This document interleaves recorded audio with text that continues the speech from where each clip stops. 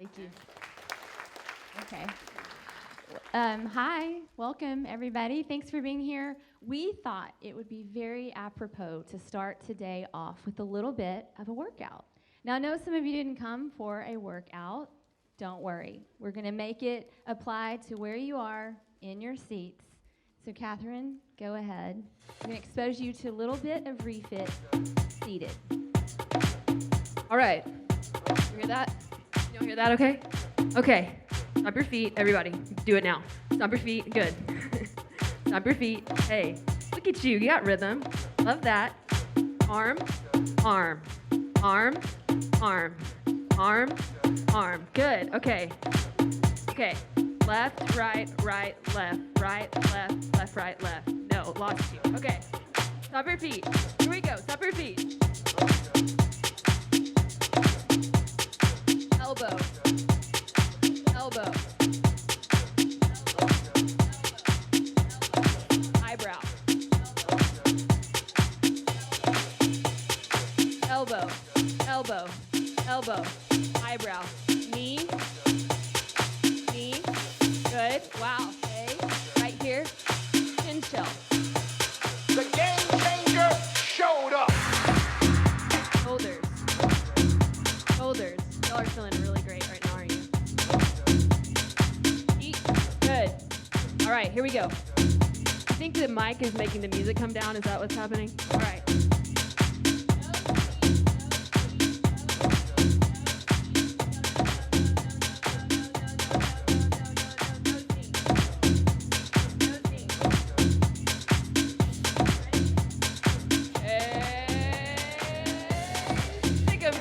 Awesome. Good job. Way to go, you guys. Thank you for humoring us. Okay, well, we hope your blood is pumping, we hope your heart is racing, and we hope that you burned a few calories just sitting in your seats. Basically, what you just experienced was not refit at all. It was just a fun brain activity to help keep you engaged with what we're doing today. My name is Angela. This is Catherine. We are two of the three co-founders of Refit Revolution, which is a group fitness, cardio-based fitness format that was birthed right here in Waco, Texas, that started out as a really expensive hobby that has now grown into a national fitness revolution. So rather than just hearing us talk about it, what we would love to do is show you with a small intro video about what Refit is. All right, you guys ready? Here we go.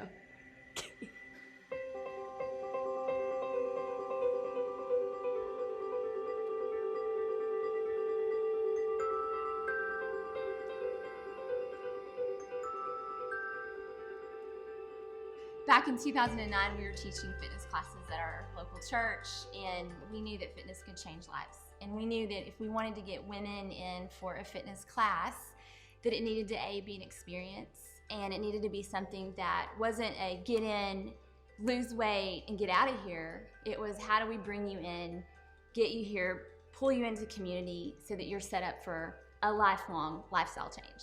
We wanted to create a space where everyone was in, where everyone could play, where everyone was accepted. And to try to put that in words on a mission statement was just like, you belong here. We saw women that were showing up that didn't even speak the same primary language, but they were finding this commonality through this unified experience. So during this time, we had started a YouTube channel, and we just threw up a couple of choreography videos on YouTube just to say like, hey guys, here's some free choreography. Hope that you're blessed by it. And during that process, we slowly started gaining a following. And then the emails started rolling in, and people started saying, hey, we'd love for you guys to start an instructor program. Like, we want to be refit instructors. We don't want to just take your videos on YouTube. We don't just want to do the choreography at home. We actually want to teach your form of fitness. And that's when we looked at each other and said, you know what? I think we should create an instructor program. And so everything really was created out of a need and out of just listening to people. In 2013, we created the Refit Instructor Program and started licensing instructors to teach our form of fitness. You have to have the courage of your convictions, because I think what we've done is really taken our convictions, like our values, the things that we believe in, and we've transplanted those into the heart of a fitness class. So many people are focused on how do I lose weight and how do I, step on that scale and love what I see. And we really believe that fitness starts a few steps before that. How do you step on the scale, look at those numbers, and despite what you see, still learn to love yourself? That's what REFIT is about. It's about looking at the woman on the journey and saying, you are enough, you belong here, and let's do this together.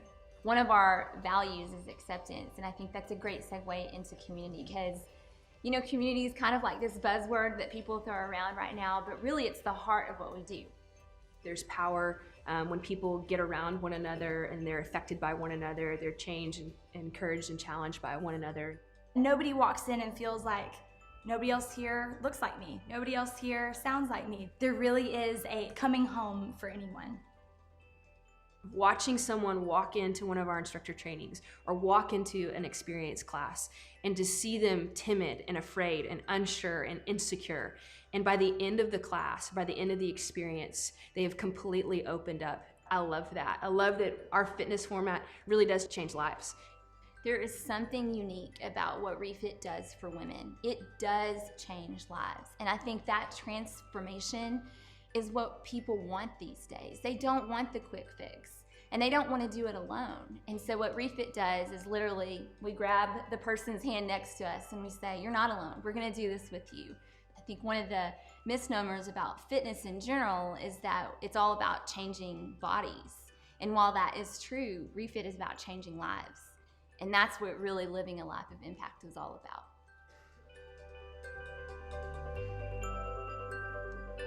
All right, so there you have it. There is REFIT. We are a fitness program that absolutely believes that physical results pale in comparison to internal results. And so we have worked really hard over the past decade to build a fitness format and a fitness program that emphasizes community, that emphasizes internal transformation. And what we've seen over the past decade being in this industry is we stick out like a sore thumb.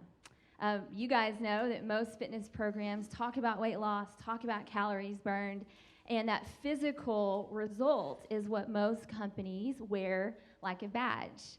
Our participants, our communities don't have that badge to wear. But what we do have is a really connected community of people who, from sea to shining sea, really believe in the revolution that we're creating. So we do feel as though we're very much a disruptor in our industry. It has been hard fought for, and a lot of times we feel like the outsider looking in at all the cool kids playing on the playground. But as we'll talk about today, when you have passion and purpose that sits not just in your mind and in your heart and in your actions, but also in your soul, that's really what creates the difference and helps you really stick to what you're passionate about despite what the industry is telling you. Awesome. Are y'all doing good? Can I get like a, hey, I'm doing good real quick? Hey, you're good. Okay, thank you. All right. Like Angela said, and like we said in the video, we started out as a hobby. And so as an encouragement to you guys, we didn't have a 5-year plan, a 10-year plan, a 1-month plan. It really did start out as a hobby. We started teaching at local churches here in Waco and responded to need. And when we saw that people wanted more classes, or we posted the choreography on YouTube, and people said, hey, how do I get this on DVD? Or how do I teach this? We just responded to our customers. We just responded to our people. And so today, as we sit, we have thousands of instructors who teach REFIT around the country, which is pretty crazy. We are in 48 states, I believe. Not Alaska and Hawaii, just tough to get to. And we have a massive community of REFIT fans and fanatics, and we would say we call them family. And so what our products look like for you guys that were interested in that, our products look like the Instructor Training, which is basically a one-day event where we license an individual to teach REFIT, to teach the format that we created. So we've got that. We have REFIT On Demand, which is if you are at home and you want to from home, you can do that in the privacy of your own home, and that's classes streamed to you every day. And then we've got REFIT and Rev and Flow that are two formats that we teach here at the studio. And so Angela and I actually this weekend are headed to Mount Pleasant, Michigan to go train some more instructors. And so that training happens on a Saturday, and then on Friday night we have a class that's open to the public. And so that is where all the hair tossing and sweating happens. So those are our products. That is how our company survives financially. But I want to go ahead and flip to the next screen. Our goal in this session, as I was thinking through the title of Confessions of an Entrepreneur, as an Enneagram 8, if any of you are Enneagram people out there, as an 8, I struggle with what is too much and what is not enough. And so I really got hung up on that word confession. My desire is to verbally vomit and tell you all of the horrible, hard things that we have endured as an entrepreneur. But where I really want to start and what I want to do in this session is make sure that this is about you and not about us. Because I think your journey is so instrumental where you are, and that this specific cultural time in our lives, you guys really can do anything. It does not take a degree. It does not take experience. What it actually takes is a decent social media following. You feel me? That is where we started. And so we want to answer the question right now, which is, can anyone be an entrepreneur? I just answered it, and the answer is yes, because we did. And in fact, that word entrepreneur is not something that we would have called ourselves initially. We just thought we were fitness girls, just sharing choreography on YouTube, just teaching classes locally. And like Catherine said, the idea was given to us by the community that we built, a community that said, hey, the choreography is great, but I can't live in Waco, Texas with you. I work out with you every day on YouTube, and I want to be where you are. So how can I teach what you're teaching? So with that in mind, I want you guys to understand that where there is a need in a market or a need in an industry, and you have a passion to meet that need, you, by virtue, can become an entrepreneur. And that's all it is. It is simply turning an idea into action with a little bit of elbow grease and a lot of hustle. Catherine and I, and like I said, we have a third partner. We did not come with experience, but we gained experience by one thing, putting one foot in front of the other. I think our resourcefulness and our solutions focused is really what enabled us to take step after step.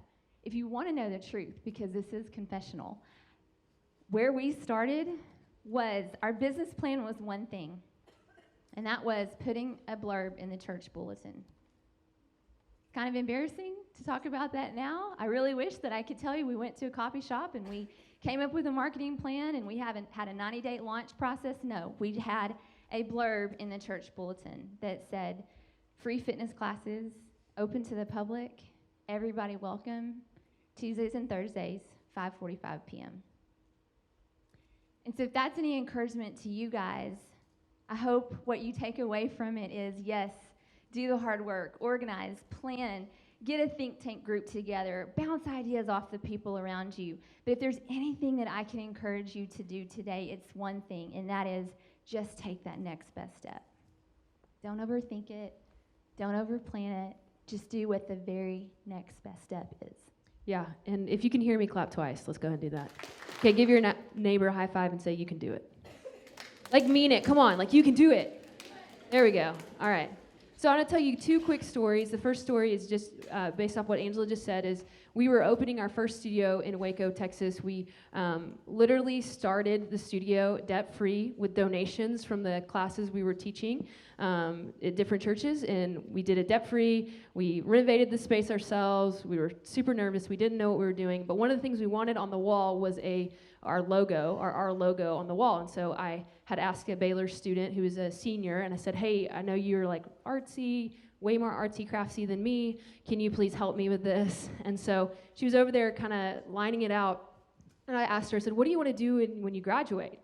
And she said, well, I have this idea to start an art studio. I was like, yes, do it. And she's like, well, but I did the business plan and the numbers don't work. And to be honest, the furthest thing from our minds when we started this thing was if the numbers worked or not. We literally, like Angela said, did one foot in front of the other. And so many ideas and so many passions die because of really great business plans, right? And I know that that's maybe not the thing to say at the business school because you guys are being trained to learn. You probably know more about business than I do. But there's something, like Angela said, about passion and about taking risk and putting something on paper or in your head and your heart and making it happen. In 1970, so nobody here was born then. In 1970, my grandfather watched one of his lawn guys. He was using some, I guess, like hedgers or whatever to cut the lawn. He had to get down and bend over, and he got bit by a copperhead snake. And that really obviously bothered my grandfather. And so he was in the car wash a week later, and he notices that the car wash is, you guys know what I'm talking about, goes like this, and it slaps up against your car, right? And he noticed that, and he said, I wonder if I could make something that dealt, like, the lawn guy didn't have to bend over to, like, cut the edges. And he took an old popcorn can and some straws, and he made the first prototype for the weed eater. You guys know the edger. Anybody edge in their life here? Okay. All the gentlemen raise their hand. Perfect. Okay. But he made the first prototype for the weed eater, patented it, started the weed eater. And that was off of one idea. One idea. He saw a need. He saw someone that said, man, I don't want to keep bending over to pick weeds. This guy got bit by a snake. All these different things happened. And he saw a need. He met the need. He acted on his idea. And he became an inventor because of it. He didn't have that whole plan thought up from day one, but he just took the next best step. Okay, so can anyone be an entrepreneur? The answer is yes. I think we've proven that.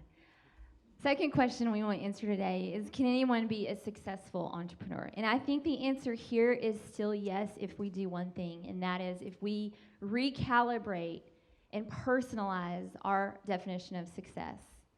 You guys live in such a numbers-driven culture. I have 3 girls, 22, 16, and 13, and every day I am growing more and more concerned about how focused they are on the number of social media posts they have, or how many likes they got, or how many is too many to post, how many texts they received, how many Snapchats they got. I always am concerned by it, and I think culturally we are so driven and calibrated towards the numbers. Now, in our industry, that's especially true because for fitness, one number matters, and that's the number on the scale. There you go. So we are in an industry that is prone and calibrated towards achieving a certain number. And I think as entrepreneurs, we can also do that to ourselves. We can over-focus on budget. We can over-focus on profit and revenue. The data of your business, the daily data of your business can actually be what takes your eye off of what truly matters. One thing that we have done that we didn't intentionally do is we never took ourselves too seriously. We actually were pretty naive. Again, that one foot in front of the other kind of keeps you a little bit naive.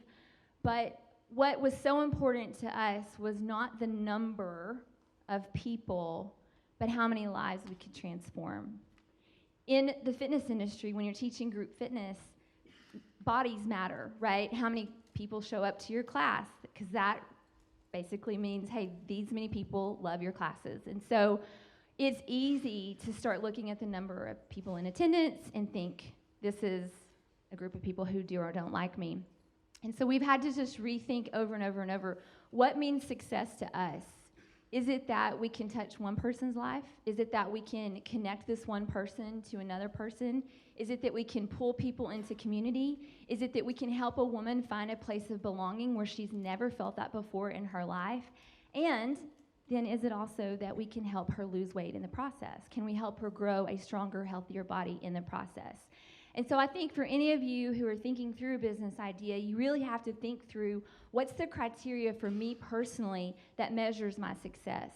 What's going to matter at the end of the day? We know that it's finances. We know that you want to grow a thriving, healthy business. But aside from that, what are the things that when you start talking about success, a successful business, what are you thinking about? Who are you thinking about? Are you at the center of that picture, or is your customer or is your product at the center of that picture? Yeah, and have y'all ever heard of the book Drive? Anybody? If you haven't, it's a great read. I would recommend it. It's about how people are motivated. And so back in the Industrial Revolution, we were people that would put, we were in a factory literally working, doing one task. And so we were motivated by the carrot and the stick. But now people are motivated more intrinsically. They're motivated, they want to add value and they want to feel valued in the workplace. And so as we're creating businesses and companies, and as you guys are brainstorming and coming up with things, success for a lot of people today actually looks like bringing value to a person that's outside of a monetary number. Does that make sense? So it's not so much, like Angela said, it's not so much like, man, we doubled and tripled revenue. Yes, that is great, and that will happen if your passion is in the right spot. But people really want to feel value outside of that. And so success personally has to be defined. Like, you have to define success. You have to know what that looks like. And two things I think for us, as we've learned what success has looked like, for us, it's growth and contribution. If we are personally growing and if our people are growing, that's a win. If we can contribute or give back either out of a need or out of desire or whatever, that's a win. And those two things are the things that will last. You know, revenue will go up and down. You'll have a great quarter, you'll have a bad quarter, you have all these different things coming at you. But if you can continue to grow and you can continue to contribute, that's a win. Okay, the third question we want to answer is, can entrepreneurs do it all? I'm mostly going to talk to the females in the room. I don't want to, disinclude the guys, but I think for so long culturally, there's been this stereotype that guys can do it all. They can, work full time, and they can be a dad, and they can do all the things. And women have had a little bit more of a challenge stepping into those roles. And so to all my ladies out there, here's what I want to say. You can do it all, but finding balance is never the goal. Everything costs something. Our time costs something. Our investment costs something. If we spend time being a mom, then obviously we're going to have to not spend time being at our jobs, and vice versa. And so everything costs something. So achieving balance is never the goal. And we hear that a lot from moms, especially our refit instructors who are trying to figure out, how do we balance teaching refit and be a mom? That's not what we try to do. As an entrepreneur, I think the goal is to blend. There are multiple roles that you will wear in your lives, guys and girls included. You'll be a friend. You'll be a member of a church. You'll have a specific job. You're a sibling. You're a sister. You're a coworker. You will have multiple roles. And so the goal simply is just to blend those all together, giving the best parts of yourselves to the best parts of your lives that require that at the time. I will say, as a mom, I started 10 years ago when my kids were little, and so life looked a lot different for me back then when I was just starting to teach fitness.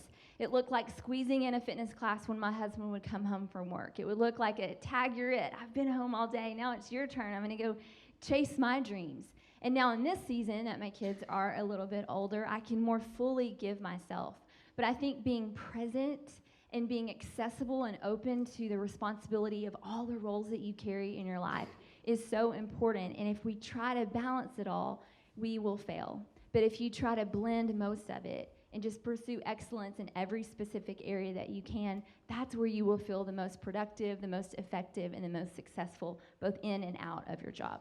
Yeah, and just to speak practically to everybody here in the room, the answer to this question is no. You can't do it all. I think one of the things that we've learned as we've been growing and as we've been trying to figure everything out, we've got, I think, close to over 300,000 YouTube subscribers currently. I don't know how many Instagram and Facebook, but that's great. But we're getting old, okay? Like, there's like things happening on YouTube that we're like, oh, what's a Visco girl? No idea. Like, we don't know. So we need help. Okay, and so that has been one of the things that's been helpful to us, is building a team and knowing your weaknesses. At the very beginning stages of the business, I can tell you, both Angela and I could do everything. I could do the books, I could teach the classes, I could book a training location.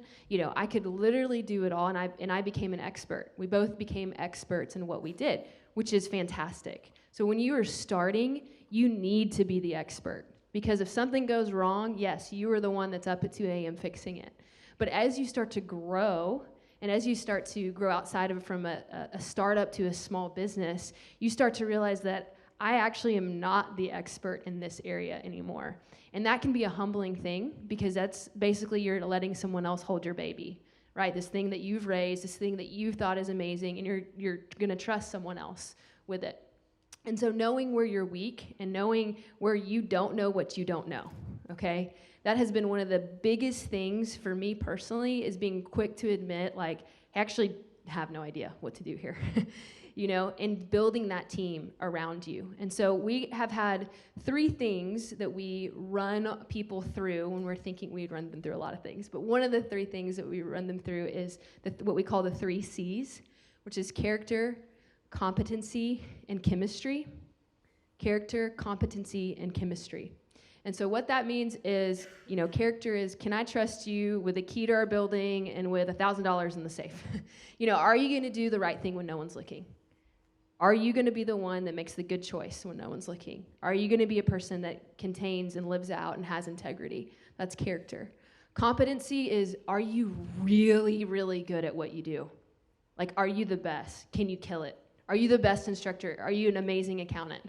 Are you awesome at digital products? Are you great at social media strategy? That is a must. That's the competency piece. And then the last piece, which most people neglect, is the chemistry piece. And that has really mattered for us. That's been, honestly, as the business has grown over the last 10 years, that's been the thing that if we don't pay attention to that, it bites us every time. We have made hires, we have entertained making hires of people that we didn't mesh with, we didn't gel with, and it didn't end well. And we learned from that. That chemistry really matters. At the early stages of the business, people wanted to have a piece of it. We had investors come and talk to us. We had different people say, hey, you know, I'd love to be on your team. And that was the game that the gauntlet we kind of ran them through, was the 3 C's. And it has, every time we stop and we slow down and we go, okay, does this person have these 3 things? It has been a benefit to them and a benefit to us. Because if we aren't the best fit for them, if we're hiring out of desperation or out of need, that's not gonna be a win for anybody. I had a business coach once. Catherine actually had a business coach and a business therapist. One of the things that we had to do a couple of years ago is recognize that though we were best friends that started a business together, the balance had gotten imbalanced in the sense that our relationship was more focused on being business partners than it was friends. And so we went through, what year was that? 2016. I think Catherine would say that was probably like the year of 2017. It was that traumatic. She remembers month and year. But that was probably the lowest point that she and I weathered together. Our relational equity had gotten so low. We were probably not really friends anymore. We were just business partners who had committed to a business. And so we kind of raised the white flag of surrender and said, hey, we're going to kill each other if we don't get some help. And we hired a business therapist to come in, and just like you would receive marital counseling, we went through business counseling. And I will tell you, it's one of the most instrumental things that we did, because we had to learn about ourselves, we had to learn about each other, we had to stop using words like I hate you, and we just had to say, hey, we're committed to each other in this thing. So You always, you never. Don't use superlatives. It's good communication skills for you guys too. But I forgot where I was going with this. So one of the most important things that we learned through that business coach is that you have to take time to build every part or every area of your relationship. We were so overly focused on being business partners that we forgot that we actually enjoy one another as friends. And so we had to put some markers around our time together. Catherine mentioned, but we travel 22 to 24 weekends a year, Thursdays through Saturdays. I'm often more with her than I am with my own family. And so there are times that when we travel together, we have to create no business talk zones, where we just quit talking about the business. We're not ideating anymore. We're not sharing our frustrations with one another or our staff. It's just time for us to stay invested as friends. And so I think I'm a little bit off topic here, but I just wanted to say that if you guys are thinking of partnering with someone to start a business, the reason why those 3 C's are so important is because if you don't have that friendship that's creating the foundation for you, those 3 C's is what will create that foundation. And without either of those things, you are probably looking at a train that is slowly going to wreck at some point. Yeah, and just real quick to kind of echo that is there have been moments where we've made really bad business decisions, like because we've preferred the partnership over the business. You know, Emily, our third partner, has, in the last 10 years, has gotten, we've been through every major life season with her. She got engaged, married, bought a house. Her husband played baseball, was called up to the major leagues. We let her do that. We're like, go have fun. You know, had baby number 1, then bought another house, then had baby number 2. You know, like we've literally been through everything with one another, and we have purpose to put people over profit, people over product, people over whatever the thing is that's in front of us that feels really urgent, and that is counterintuitive.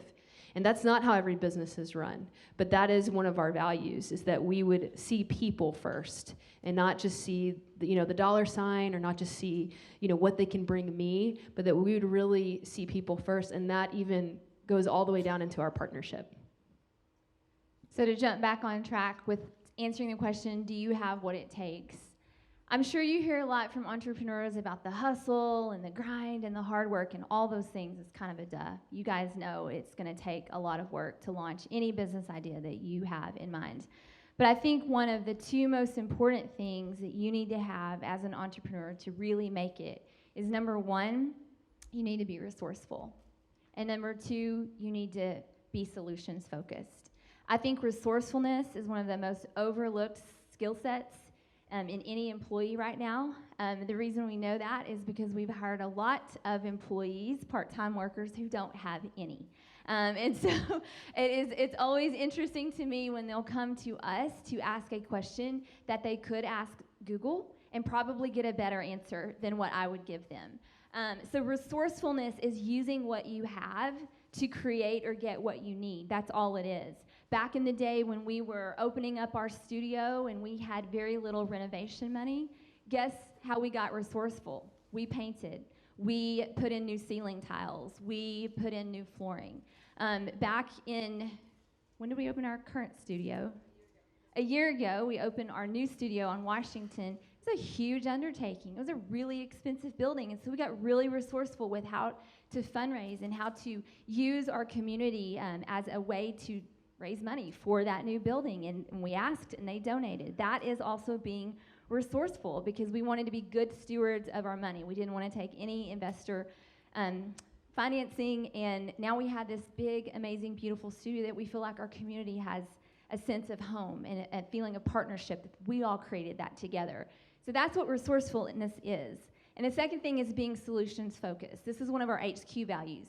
Being a solution means you will find, or you will look for the solution on your own. Sometimes you will be the solution, and if you aren't, you will find someone else who is. But I think one of the things that Catherine and I have really committed to is, we're visionary, right? That's what most entrepreneurs are, visionary. And so we always have all these ideas.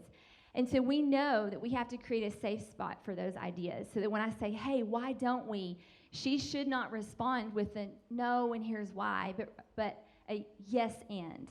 And so those 2 words, yes and, is what will keep us dreaming, what will keep us pursuing a bigger vision, and what will help us really focus in on being a solution for each other and for our business. Yeah, and just to echo what Angela said, resourcefulness is like the biggest deals of all deals of the deals, next to humility. And I know those aren't flashy. How do you write that on a resume? Like, I can do all the things and I'm nice to people. But a little kindness and a little humility really will go a long way. I can tell you, in remodeling our studio is a giant undertaking. It's a 20,000 square foot building. We took 11,000 square feet and we're leasing the rest of the space out to different tenants. It was insane. Like, I became a general contractor. I was there at 7 a.m. and 4 p.m. and my joke was, so what do we mess up today, right? And what I learned from that experience was the vendors, the subcontractors, and the people that I trusted were the people that took the time and were kind to me. It wasn't necessarily the guys that had the best numbers. It was the people who took the time to listen to what, I was freaking out, like, listen to me, to go the extra mile, to go above and beyond. It was those are the people that I wanted to do business with, the people that I felt relationally connected to. And so resourcefulness, yes. Humility, yes. And yeah, just being a space for people. Yeah, the end for me. Oh, do you want to? Oh, we already did this one. Okay. Okay, the final question we have is it worth it? I think on any given day, I could give you a different answer. I think in the onset, the first probably 5 years of our business, I would say, absolutely, this is the best thing ever. I love this job. I wouldn't want to do anything else. And now that I'm approaching my mid-40s, I don't know anymore. I think what I would say is that life is a journey, and we're very experience-driven. We love new experiences, and I think most entrepreneurs will get to the point where they're kind of bored with the business that they've built, and they have to ask themselves the question, like, is it time to move on and do something different? But here's what I will say. Beyond my personal emotions and beyond my personal season of life, there is a commitment that I made to my business partners, to my staff, and to my community. And they have forever shaped the way that I will view people, the way that I will love people, and the way that I will connect with people. And so regardless of whether my personal time with REFIT should come to an end in the future, I want the business to live on because there's so much goodness that's happening within our communities. So I think to say, is it worth it? It is if you always keep the right perspective. When we start to feel the pressure and the stress of the business is when we start to focus too much on profit over people, on the numbers over the lives. And it's hard not to do that as business owners because at the end of the day, your bank account and those monthly financial statements, they matter.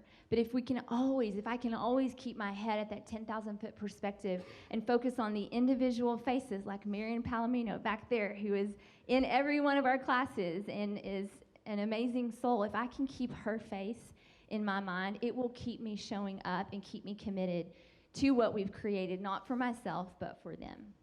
So where this question came from was 2 weeks ago, I was in HEB, and this girl that works there grabbed me and said, "Hey, did you speak at Girl Business?" And I was like, "Yeah." She was like, "Oh man, your talk like really impacted me." And I was like, "Oh, great." I'm like looking at root beer. I'm like, I don't know what to get here. And I was like, "Oh, thanks for saying that." And she looked at me and she said, "Is it worth it?" And I was like, "What do you mean?" She was like, "Is being an entrepreneur, like, is it worth it?" And it was a sobering question because I did not want to sell her a bill of goods. I didn't want to be like, "Oh yeah, it's worth it, it's the best thing ever," you know? And I kind of stopped for a second and I said, exactly what Angela said. I said, it is worth it if you've got your passion right in front of you. It's worth it. But it's not easy, because guess what? If it was easy, everybody would do it, right? I mean, how many people have watched QVC and you've seen your idea on like your Instagram scroll or what a sponsored ad? You're like, I totally had that idea for the sparkly scrunchie or whatever. Someone put that idea into action. You had the idea and you didn't do anything with it, right?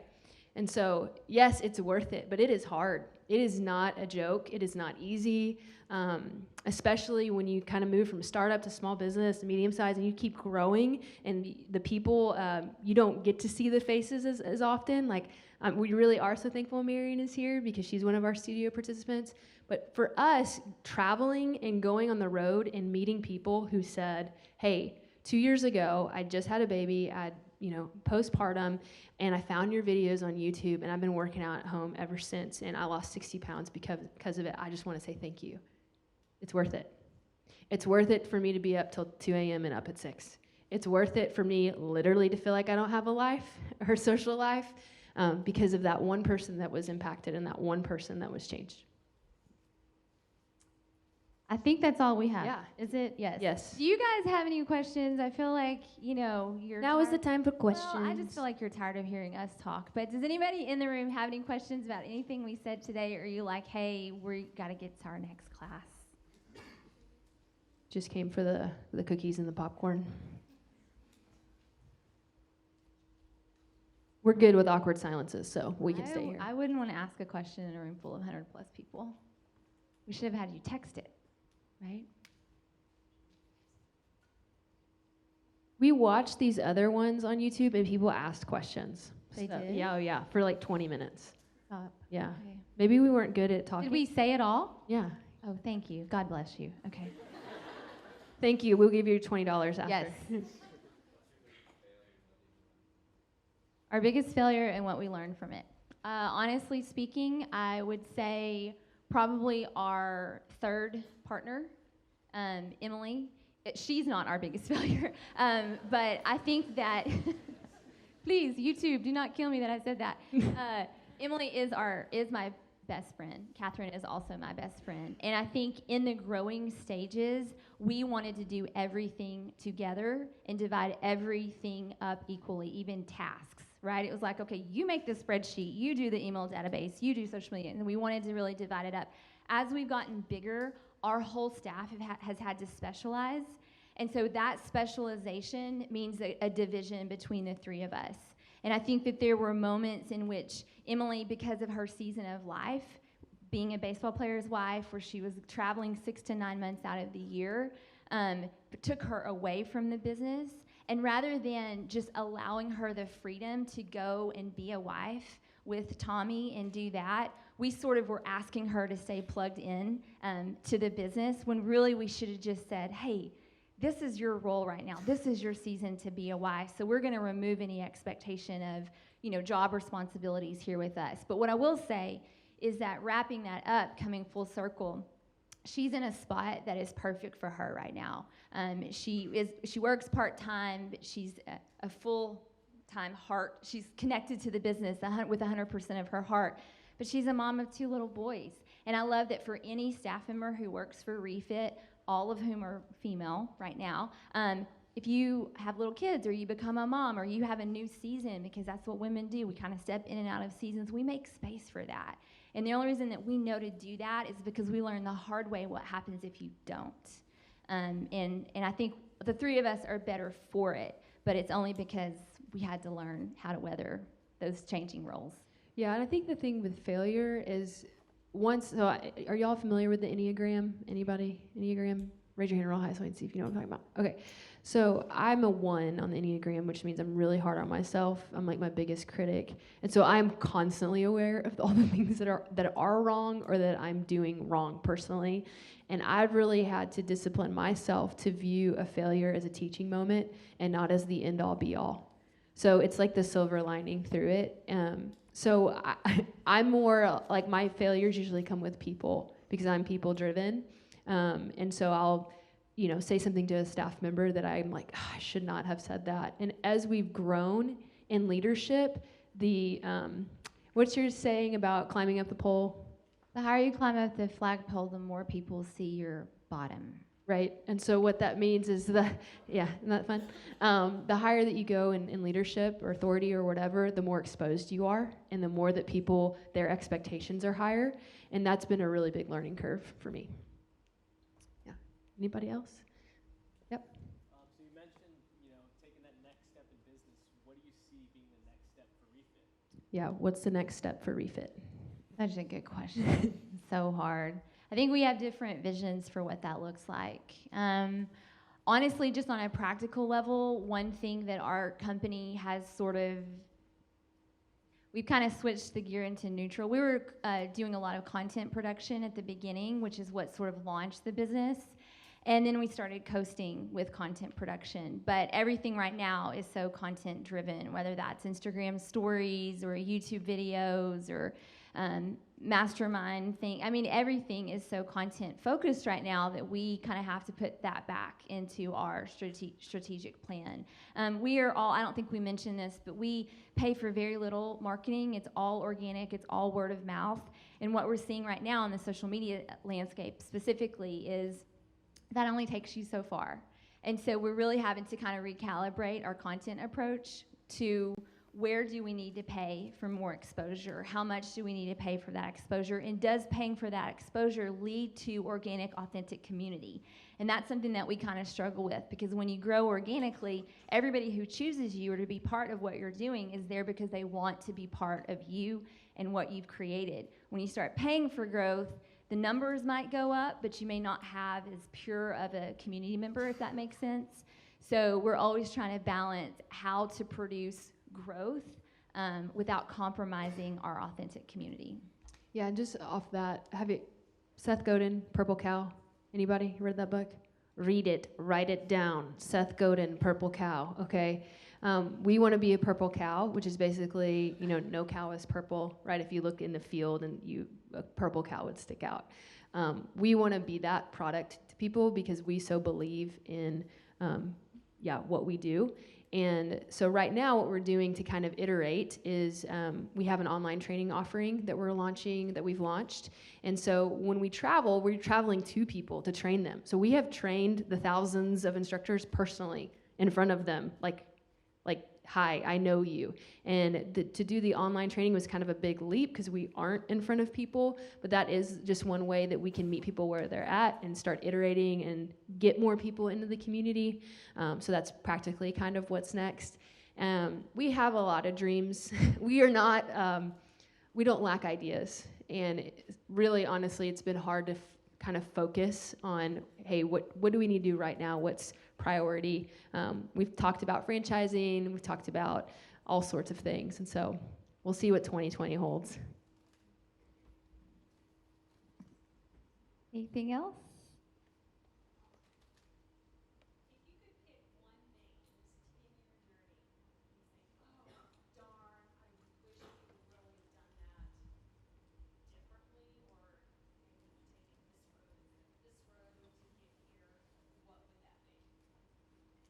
So, yeah, I'll repeat it. So one thing on the 10-year journey that we could have done differently that we were like, oh man, should have gone that way instead of this way. What would that one thing be and why? Do you have an answer? I'm an optimist. And so I'm like, everything was valuable and had reason. And, I learned from that. Do you have anything? I'm thinking. Okay. I need you to have an answer. Okay, I can keep talking if that's helpful. That was really deep. Way to dive into 15-foot water. No, that's awesome. I think for me, I'll talk. I think for me, hire slowly, fire quickly, was something that I heard a very long time ago, and that is very hard for me to do, both of those things.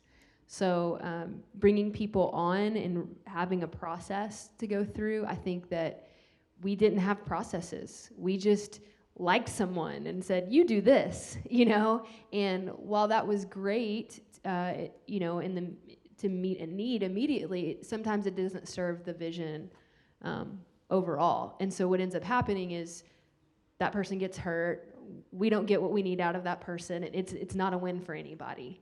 And so that's hard for me. That's hard to look back and go, man, we just didn't really have a process for that, and people, were kind of collateral damage. I don't love that, So that was definitely something that, in hindsight, I think I probably would have thought through that process a little bit more. I think I would just say there were more times that I thought, boy, am I glad we didn't do that, versus I really wish that we would have done that. Every decision that we made it unified, and we made it together. And so I think that everything that we've done has been very purposeful. Pain is a great teacher. And we've had a lot of pain relationally and with the business. I think if I could say anything, it would just be, and to you guys especially, as you are emerging leaders, especially if you're going to be stepping into a business or an entrepreneur type situation, do what you can to learn how to be an effective leader. I think sometimes that role or that title gets placed on you, and so you start to carry the weight of leadership, and then you only realize midway in or after you've really broken some relationships that you're not a good leader. And I think I'm a good captain, I'm a good chief, I'm a great decision maker. I'm not really a great leader because I'm too focused on the task and the responsibility. And so that's something that I'm having to learn, is that it can't always be about the result or about getting the thing done. Sometimes it does require you to stop and tend to the person before you. So I think there's just been some areas that I was probably too strong, too direct, and that strength has to be harnessed, just like any strength. So, going once. Yeah. So I graduated from the Baylor University in 2006. Sick 'em Bears. Do the math. I'm 35. I was a telecom major, which is now FDM. So telecom, just what was that? I mean, that was a like plugging in phone into the 1950s. So yeah, I was a film and digital media. Is that what it's called now? Yeah, that's what I was. And it served us well because we have a YouTube channel. So.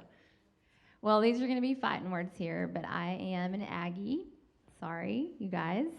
But we've been in Waco for 20 years. I feel like I'm having to like justify being here now. Like, no, I do like you guys. And I really hope that my middle daughter will come to school here. But yeah, I was an English and communication major with a linguistics minor. It was like the worst degree to have, but I can speak and write really well. So that's also something useful here. But we don't have any business background. We don't have any dance backgrounds.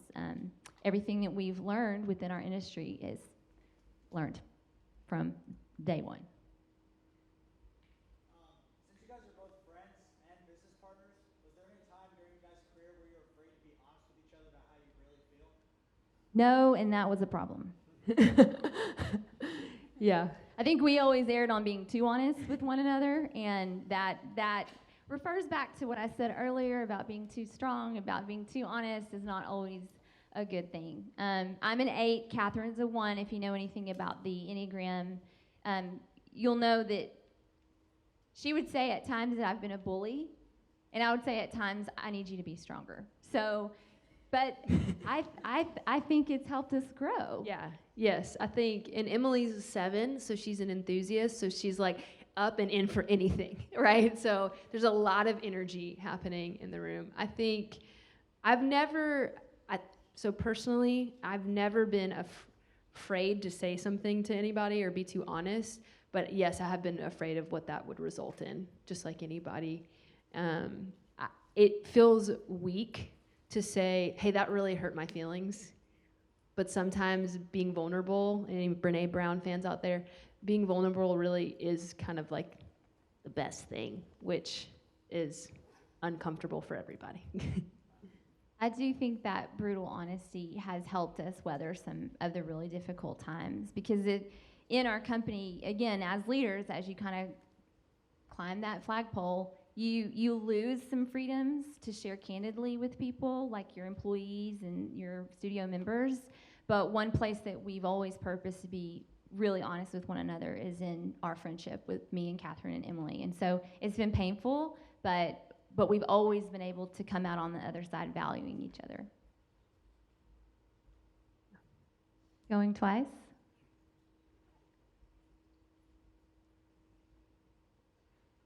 Okay. Let me point at y'all. Y'all good? We did want to leave you guys with a little parting gift. I apologize, I don't think we brought enough for everyone, but Marion is in the back, and she has some free week passes to our studio. But more importantly than that, inside, that's important. Free week passes are important. We would love for you guys to come visit us at our studio. But also in our little bags, there's a truth or dare card, and I just wanted to challenge you guys with something. The people in front of you are the most important people. They're the most important things in your lives right now. And so I think too often when we get in front of people, we're like scrolling on social media and showing each other, different visco photos. I don't know what you guys do, but if you'll take that card, there's a question on it. And I just encourage you to ask each other, your boyfriend, your spouse, your girlfriend, or whoever, ask them the question and just take the time to get to know people, because that is really and truly why we were placed on this earth, is to connect with other people and to be present with the people who are passing us by. So anyway, thank you guys so much.